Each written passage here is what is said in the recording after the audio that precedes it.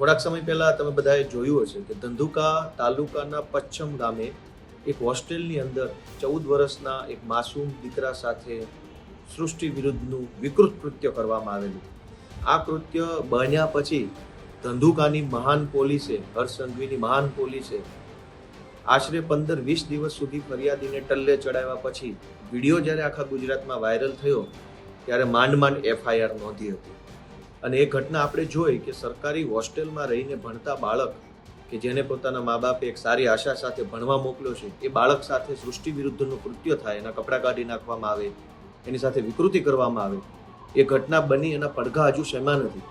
ત્યાં આજે ફરીથી એક નવી ઘટના સામે આવી છે. જસદણ પંથકની એક સરકારી હોસ્ટેલની અંદર શાળાના આચાર્ય અને એ સરકારી હોસ્ટેલના ગૃહપતિ બંને રાત્રે 12-14 વર્ષના યુવાનોને રૂમમાં બોલાવી કપડાં કાઢી એની સાથે વિકૃત કૃત્ય કરતા હતા.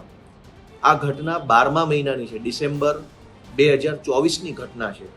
FIRમાં જે તારીખ, કેમ કે આજે સવારથી હું અને અમારા નેતા રાજુભાઈ કરપડા આ ઘટનાના મદદ માર્ગદર્શનમાં લાગ્યા હતા.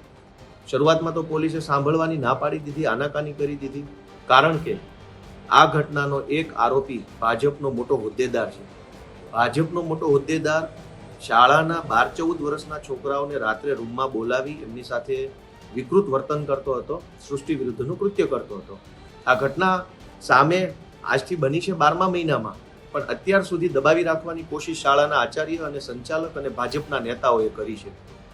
દોસ્તો, ધંધુકાની ઘટના બની, એમાં પણ ભાજપના સ્થાનિક નેતાએ 14 વર્ષના છોકરા સાથે સૃષ્ટિ વિરુદ્ધના કૃત્યની ઘટના દબાવવાની કોશિશ ભાજપના માણસોએ કરી. જસદણની ઘટનાને પણ દબાવવાની કોશિશ, ઠાવરવાની કોશિશ ભાજપના માણસોએ કરી. હોસ્ટેલમાં જે દીકરીઓ તો સલામત નથી જ, દીકરા પણ સલામત નથી.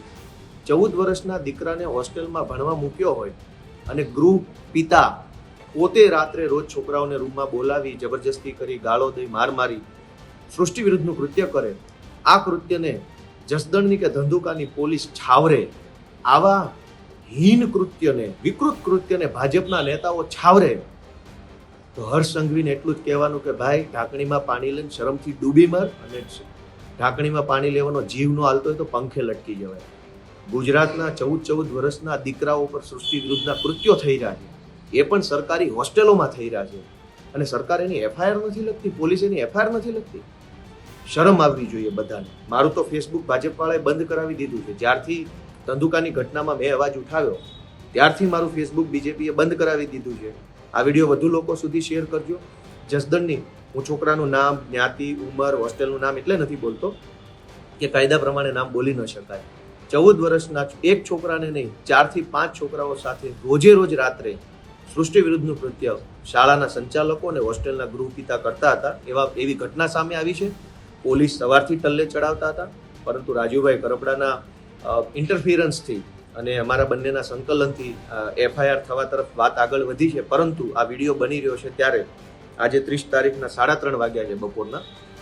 અત્યારે ભાજપના નેતાઓ અને હોસ્ટેલના સંચાલકો પોલીસ સ્ટેશને પહોંચ્યા છે અને પોલીસ ઉપર દબાણ ઊભું કરે છે કે ગમે તેમ કરી અને આ ઘટના રફે દફે થઈ જાય. દોસ્તો, 4-4, 5-5 યુવાનો, છોકરાઓ નાના 14 વર્ષના, એની સાથે હોસ્ટેલમાં ગેંગરેપ થાય, આખું હોસ્ટેલનું તંત્ર એની ઉપર સૃષ્ટિ વિરુદ્ધનું કૃત્ય કરે, કોઈને કહીશ તો મારી નાખીશ એવી ધમકી આપે, એ ઘટનાને છાવરવા જસદણ પોલીસ સ્ટેશને ભાજપના માણસો પહોંચ્યા છે.